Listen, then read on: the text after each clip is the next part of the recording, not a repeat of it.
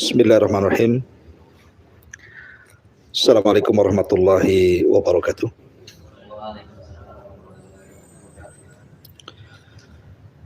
Alhamdulillah wassalatu wassalamu ala Rasulillah wa ala alihi wa sahbihi wa mawalah wa la hawla wa la quwata illa billahi wa ba'du. Alhamdulillah, segala puja dan puji hanya milik Allah subhanahu wa ta'ala. Salawat beriring salam kita hadiahkan kepada Rasul kita Nabi besar Muhammad sallallahu alaihi wasallam. Pembahasan di malam hari ini kita akan membahas mimpi Rasul sallallahu alaihi wa ala alihi wasallam. Jadi setiap mimpi yang dimimpikan para nabi itu adalah wahyu dan kebenaran. Beda dengan mimpi kita. Seperti contohnya Nabi Ibrahim alaihi salatu wassalam pernah bermimpi. Dalam mimpinya menyembelih putranya Ismail. Dan mimpinya para nabi itu wahyu, artinya perintah, walaupun hanya sekedar mimpi. Makanya Ibrahim alaihi salatu wassalam selesai mimpi langsung memanggil putranya dan mengatakan, "Ya bunayya, wahai anakku, inni ara fi manami anni adbahuka fanzur madza tara." Semalam ayahmu bermimpi bahwa ayahmu menyembelih dirimu. Bagaimana pendapatmu? Maka Ismail pun hanya mengatakan, "Ya abatif al-ma tu'mar satajiduni insyaallahu minas sabirin." Wahai ayahku, kalau memang ini perintah Allah, lakukan saja. Dan saya akan coba bersabar. Dan ku akan dapati aku termasuk hamba Allah yang bersabar. Artinya bahwa mimpi Nabi itu sebuah kebenaran. Kemudian contoh yang kedua, Nabi Yusuf. Nabi Yusuf ketika masih kecil, dia bermimpi, aneh mimpinya. Karena dalam mimpinya dia melihat 11 bintang, kemudian matahari dan bulan sujud kepadanya. Inni ra'aitu ahada asyara kaukaban wasyamsa wal qamara ra'aituhum li sajidin. Wahai ayahku, aku melihat semalam, bermimpi maksudnya melihat 11 bintang, matahari dan bulan, mereka sujud kepadaku. Apa maksudnya? Tapi karena Yusuf masih kecil, Nabi Yakub tidak mau mentakwilkan mimpinya.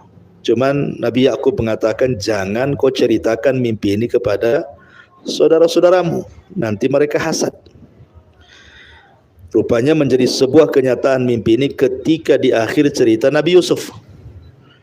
Ketika 11 saudaranya sujud, penghormatan ketika Yusuf berada di Mesir dan menjadi pejabat Mesir, kemudian menaikkan ayahnya di tahtanya. Dan banyak lagi mimpi para nabi. Termasuk kebiasaan Nabi SAW apabila selesai sholat subuh, biasanya bertanya kepada para sahabatnya, siapa di antara kalian yang bermimpi semalam? Maka sahabat yang mengatakan, saya mimpi ini wahai Rasul, saya mimpi itu wahai Rasul. Maka Rasul mentakwilkannya. Lah, malam ini kita akan bercerita tentang mimpinya Nabi. Jadi diceritakan oleh sahabat Abdurrahman ibn Samurah Al-Qurashi radhiyallahu an. Kharaja ilaina Rasulullah sallallahu alaihi wasallam ghadatan. Suatu ketika Nabi sallallahu alaihi wasallam menuju kami dan beliau kemudian bercerita. Jadi di pagi hari itu Nabi sallallahu alaihi wasallam mengatakan, "Inni ra'aitul barihata ajaban." Kata Nabi SAW semalam, aku bermimpi, kata Rasul. Mimpinya aneh sekali. Ya. Dan khulasah ataupun singkat cerita mimpi Nabi ini menceritakan kepada kita tentang pengaruh amal soleh. Jadi nanti ini yang akan diceritakan ini karena panjang. Jadi intinya saya jelaskan dulu bahwa mimpi Rasul ini bercerita tentang pengaruh amal soleh. Apa sih pengaruh solat kita di akhirat, puasa kita di akhirat, sedekah kita di akhirat. Intinya amal soleh kita yang kita lakukan di dunia itu apa sih pengaruhnya? Itu inti daripada mimpi ini. Baru kita akan rinci.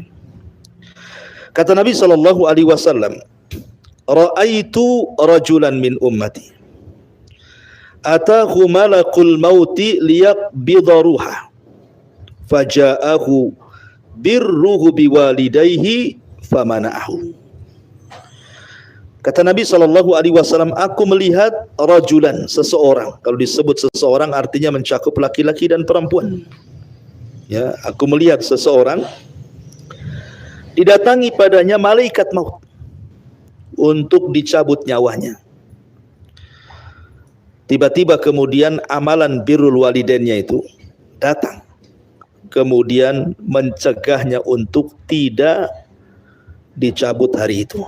Artinya diperpanjang usianya. Dan ini sesuai dengan sabda Nabi SAW, man arada an yubsata lahu fi rizkihi wa an yunsa'alahu fi atharihi falyasil rahimahu. Siapa yang hendak dipanjangkan usianya, dibanyakkan rizkinya, maka bersilaturahimlah. Dan sebaik-baik silaturahim adalah menyambung hubungan dengan orang tua. Karena itu penyebab malaikat pencatat umur itu akan menambahkan umurnya kepada kita. Dari sini menunjukkan birrul walidain bisa memperpanjang usia gitu ya. Kemudian kata Nabi SAW, wa ra'aitu rajulan min ummati wa qad busita alaihi adzabul qabri faja'ahu wudu'uhu lis-salati famana'ahu. Kata Nabi SAW, aku melihat dalam mimpiku itu ada seseorang dari umatku sudah dibentangkan kepadanya azab kubur, siap diazab. Tetapi kemudian tiba-tiba datang amalan wudunya dan datang amalan salatnya, kemudian wudu dan salat ini mencegah dari azab kubur itu. Ya, jadi ini menunjukkan bahwa wudu itu amalan luar biasa dan juga salat gitu. Bahkan kalau cerita tentang kisah Rasul yang masuk ke sorga itu, ketika Nabi masuk ke sorga mendengar suara sandal. Kalau sandal bakyak itu kan ada suaranya, kletak, kletok, kletak, kletok gitu ya. Kemudian Rasul bertanya, ya, itu suara siapa itu? Sendalnya kok kedengaran tapi orangnya nggak ada.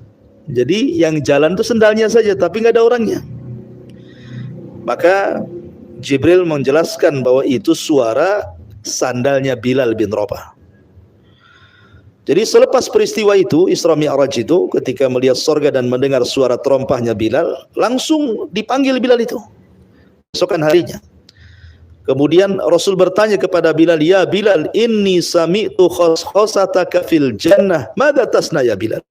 Bilal, aku kemarin waktu diperlihatkan sorga, aku mendengar suara terompahmu di sorga. Apa yang kau lakukan? Maka Bilal mengatakan, wallahi ma tawadda'tu wudu'an illa waqad shallaitu raka'atain. Demi Allah wahai Rasul, tidaklah aku berwudu kecuali aku lakukan salat sunnah wudu. Subhanallah ya, sandalnya sudah masuk sorga duluan, orangnya belum. Ya tidak mungkin juga sandalnya saja masuk sorga kan, sandal kan nggak sholat. Artinya bahwa kalau sandalnya sudah di sorga nunggu, ya pasti orangnya masuk sorga lah kan itu ya. Dan saya yakin sandal ibu lebih mahal dibandingkan sandal Bilal kan itu. Ya tidak tahu juga apakah masuk surga atau tidak kan itu. Tetapi ini menunjukkan bahwa bagaimana keistimewaan wudu menjadikan sandal Bilal masuk surga sebelum orangnya. Ya. Kemudian kata Nabi SAW, wa ra'aitu rajulan min ummati qad taushatku syaitan atau malaikatul adzab. Qad ihtaushathu malaikatul adab faja'athu salatuhu fakhalasathu min bainihim. Dan aku melihat seseorang laki-laki dari umatka, kata Nabi SAW, sedang ditakut-takuti oleh malaikat azab. Malaikat azab datang kemudian menakut-takuti dia. Tiba-tiba kemudian datang amalan solatnya, kemudian menghilangkan ketakutannya.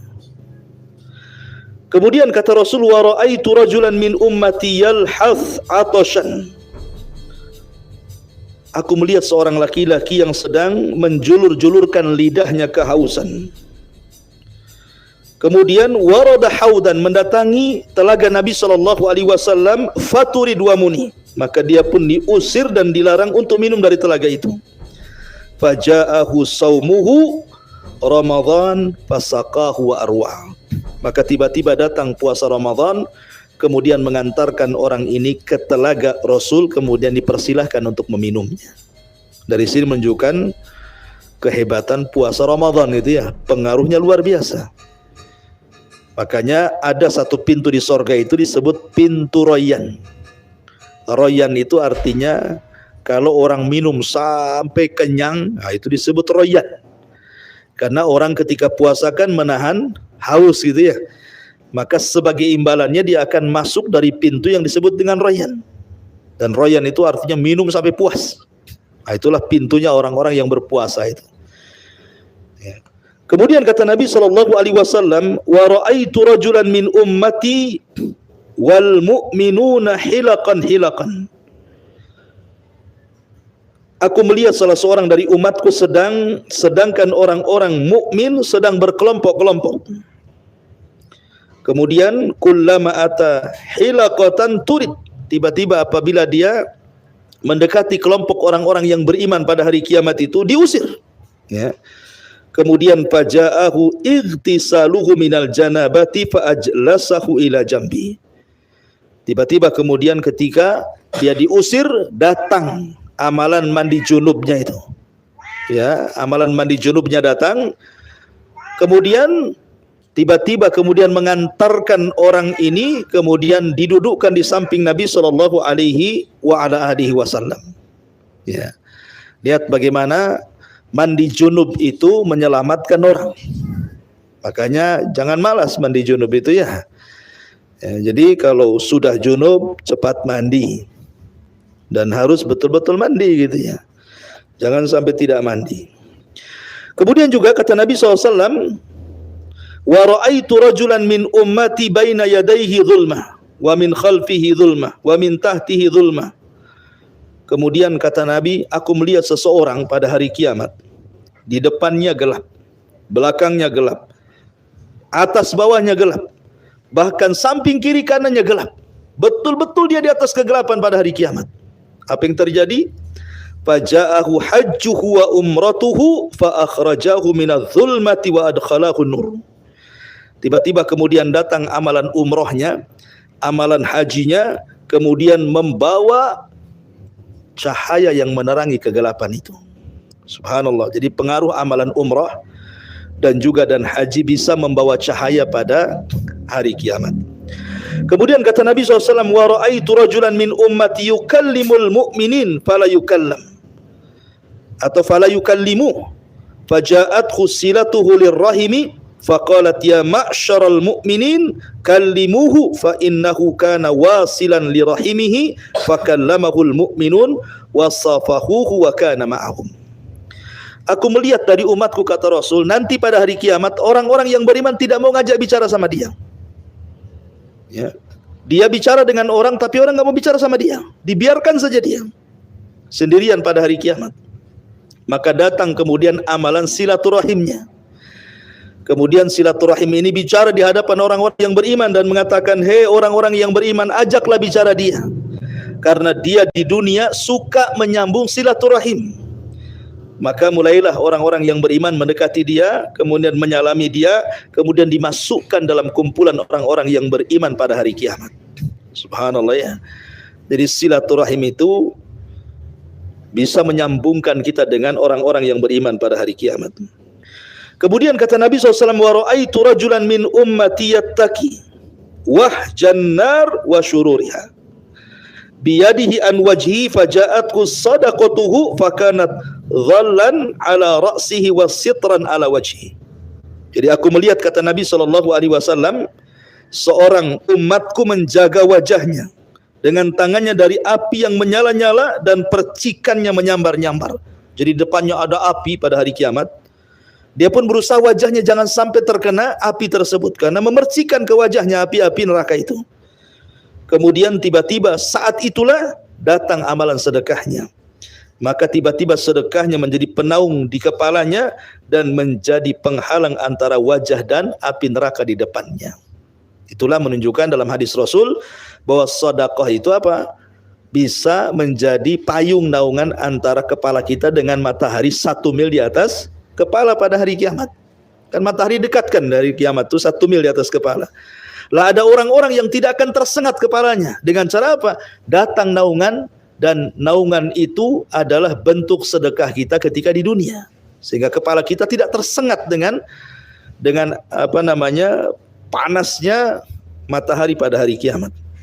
Kemudian kata Nabi SAW, wa ra'aitu rajulan min ummati jathiyan ala rukbatayhi bainahu wa bainallah hijab.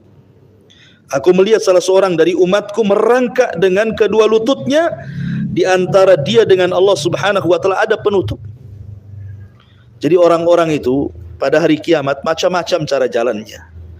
Ada orang yang dibangkitkan jalannya pakai kepala, ya, kemudian kakinya di atas. Ada jalan pakai lutut. Ada orang dibangkitkan kecil seperti semut, ya kan? Ada orang yang dibangkitkan miring. Ya, itu orang-orang poligami yang enggak adil kan, disebutkan miring gitu ya. Jalannya cuma satu kaki. Macam mana tuh itu? Jalan satu kaki itu. Ya, karena tidak adil gitu ya. Kemudian ada orang yang dibangkitkan tidak ada dagingnya, tinggal tulangnya saja. Orang yang suka minta-minta gitu ya. Kemudian juga ada orang yang dibangkitkan sedang nusuk-nusuk dengan pisaunya karena dia bunuh diri dengan pisau ketika di dunia. Jadi macam-macam orang dibangkitkan itu. Karena orang itu dibangkitkan sesuai dengan amalan di dunia dia. Ya. Jadi ada orang yang berjalan dengan lututnya tuh. Coba bayangkan kita jalan dengan lutut di jalan raya padahal punya kaki kan. Nah, tiba-tiba kemudian apa yang terjadi? Faja'ahu husnu khuluqihi wa akhadha biyadihi fa adkhalahu 'ala Allah 'azza wa jalla. Maka tiba-tiba datang amalan husnul khuluqnya, karena dia baik akhlaknya di dunia, maka akhlak ini menolong dia kemudian membawa orang ini ke hadapan Allah Subhanahu wa taala. Kemudian kata Rasul, wa ra'aitu rajulan min ummati qad akhadat khuzzabaniyatu min kulli makanin. Ada aku melihat seseorang, kata Rasul, sedang ditarik-tarik oleh malaikat Zabaniyah. Malaikat Zabaniyah itu penunggu neraka. Ditarik siap dilempar ke neraka. Apa yang terjadi? Faja'ahu amruhu bil ma'ruf wa nahyu 'anil munkar. Tiba-tiba datang amalannya karena di dunia suka mengajak orang kepada kebaikan, mencegah orang dari kemungkaran. Fa khallasahu mim bainihim fa adkhalahu ma'a malaikatir rahmah. Maka kemudian tiba-tiba datanglah amalan orang ini yang berupa ketika di dunia dia mencegah kemungkaran dan mengajak kebaikan, kemudian menyelamatkan dia dan masukkan bersama para malaikat yang membawa kasih sayang. Kemudian kata Nabi SAW, wa ra'aitu rajulan min ummati yu'tah sahifatuhu min kibali shimalihi. Jadi ketika amalannya, catatan amalan diterbangkan, didatangkan, kata Rasul, aku melihat ada orang yang ketika diterbangkan itunya, catatannya itu, dia mau mengambil dengan tangan kirinya. Ingat, kalau mengambil dengan tangan kiri, kalau dia tidak kafir, munafik kan begitu. Hanya dengan tangan kananlah orang-orang yang beriman itu mengambil catatannya. Jadi orang ini hampir mengambil dengan tangan kirinya. Kalau sempat dia mengambil dengan tangan kirinya, sudah alamat dia masuk neraka tuh. Tapi apa yang terjadi? Kata Nabi SAW, faja'ahu khawfuhu minallah. Tiba-tiba ada amalannya di dunia, karena dia semasa di dunia orang yang paling takut dengan Allah. Kemudian faja'alaha fi yaminihi. Tiba-tiba amalan takutnya menyeret catatan itu, kemudian memegangkan dengan tangan kanannya. Jadi takut kepada Allah itu penting. Ya, baik di tengah-tengah manusia ataukah ketika sendirian. Karena kita ini kadang-kadang takut di tengah manusia, ketika sendirian kita tidak takut kepada Allah kan. Apalagi kalau di tangan apa yang saya pegang ini ya kan, mana takut lagi sama Allah kalau sudah pakai TikTok, pakai apa gitu ya, itu enggak takut lagi dah. Ya, imma dia pemain TikTok atau dia penggemar TikTokernya di situ, gitu ya. Macam-macam isi YouTube, isi film, macam-macam. Dan nggak takut lagi kepada Allah. Padahal Rasul mengatakan ada pada hari kiamat itu orang datang kepada Allah membawa pahala segunung Tihamah, tetapi dihancurkan dengan amalan maksiat yang tidak terang-terangan. Nah, sekarang kan banyak orang bermaksiat tidak terang-terangan gitu ya. Na'udzubillah. Kemudian artinya bahwa takut kepada Allah itu luar biasa. Bahkan ada cerita gini. Di zaman Bani Israel, ada orang itu berbuat dosa dari kecil sampai mati. Tidak pernah berbuat baik. Maksiat aja itu, dari kecil sampai menjelang mati. Orang ini maksiat, tidak punya amal soleh. Jadi karena dia tidak punya amal soleh sama sekali, maksiat aja sepanjang hidupnya, dikumpulkannya anak-anaknya. Apa kata dia? Nah, aku berwasiat kepada kalian, kalau bapakmu mati, tolong bakar bapakmu ini. Nanti abunya kau letakkan di semua lautan. Jangan di satu tempat. Sebarkan di mana-mana lautan. Sebab kalau Allah sanggup membangkitkan diriku, pasti Allah akan azab dengan azab yang belum pernah terjadi bagi semesta alam ini. Akhirnya betul dilaksanakan. Ketika ayahnya meninggal, dibakar sama anak-anaknya. Kemudian abunya diletakkan laut sana, laut sini, di macam-macam laut. Supaya dengan keyakinan Allah tidak bisa membangkitkan, gitu maksudnya. Dia salah. Innallaha ala kulli syai'in qadir. Allah itu atas segala sesuatu mampu membangkitkan. Rupanya dibangkitkan betul sama Allah. Setelah dibangkitkan, kemudian dihadapkan di hadapan Allah, dan Allah berkata, kenapa engkau melakukan seperti ini? Kenapa kau melakukan seperti itu? Maksudnya sampai berwasiat untuk dibakar, kemudian abunya harus disebar di mana-mana lautan. Emangnya aku nggak sanggup membangkitkan kamu? Apa ma hamalaka ala an taf'ala hada? Apa yang membawamu untuk melakukan hal ini? Maka orang ini mengatakan, khaufuka ya Rabb, karena aku takut kepadamu. Ketika Allah mendengar alasannya, dia melakukan karena takut kepada Allah Azza wa Jal, maka Allah ampuni dosa-dosanya dan Allah masukkan dia ke dalam surga. Artinya bahwa amalan takut kepada Allah itu amalan hati kan, tetapi dia pahalanya besar sekali. Ya. Kemudian kata Nabi SAW, wa ra'aitu rajulan min ummati ala syafiri jahannam faja'ahu raja'uhu fillahi azza wa jal fakhallasahu min dhalik. Kata Nabi, aku melihat dari umatku hampir masuk ke jurang jahanam. Jadi jurang jahanam itu tinggal satu jengkal lagi saja, hampir dia masuk ke jurang jahanam. Tiba-tiba datang amalannya berupa roja, harapan dia ketika di dunia kepada Allah, dan harapan inilah yang kemudian melepaskan dia dari jurang jahanam itu. Artinya begini, harapan itu ya. Saya, Anda, ibu bapak, ketika sholat, apa sih harapannya? Sholat itu kan pengen masuk surga. Dan itu harapan kita kan ingin masuk surga. Jadi di dalam beramal itu harus ada harapan. Supaya semangat. Samalah begini umpamanya. Anda bekerja di sini. Harapannya kan dapat gaji. Ya. Kalau seandainya saya tawari kerja, pindah, jangan ke Kaila Catering. Ke Humairo Catering saja lah umpamanya. Saya bergaji 10 kali gaji di sini. Ya. Kira-kira mau pindah nggak tuh? Pindahlah kan gitu ya, 10 kali lipat.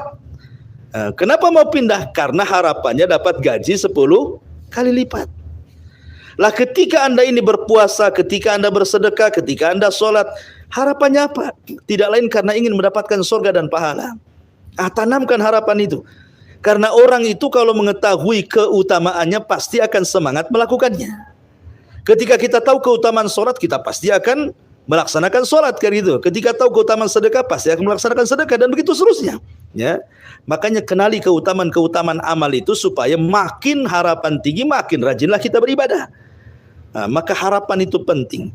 Dan ketika orang sakaratul maut, harapan harus besar. Karena ada orang yang ketika sakaratul maut itu diliputi dengan rasa takut, hilang pula harapannya. Padahal maksudnya begini, ya, orang sedang sakaratul maut itu yang dipentingkan apa? Husnudzon, berbaik sangka kepada Allah kan gitu ya. Jangan sampai buruk sangka kepada Allah. Makanya disunahkan kalau Anda datang ke orang yang sedang sakit parah, diponis sama dokter mau mati gitu ya, datang. Apa yang harus Anda lakukan? Memberi harapan. Dengan cara apa? Ceritakan kebaikannya. Nah, di telinga dia itu ceritakan kebaikannya. Masya Allah, memang ini orang baik. Kenapa harus sakit gitu ya? Padahal dia itu orang baik. Nah, dia kedengaran. Ya, kalau dia kedengaran orang-orang memuji dia, maka dia ada harapan.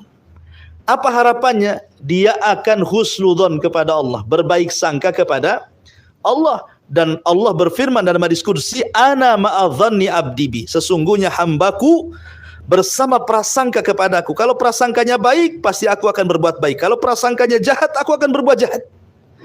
Ketika orang sedang sakit parah itu, dia dipuji kebaikannya, pasti harapannya apa? Mudah-mudahan dengan itu masuk surga.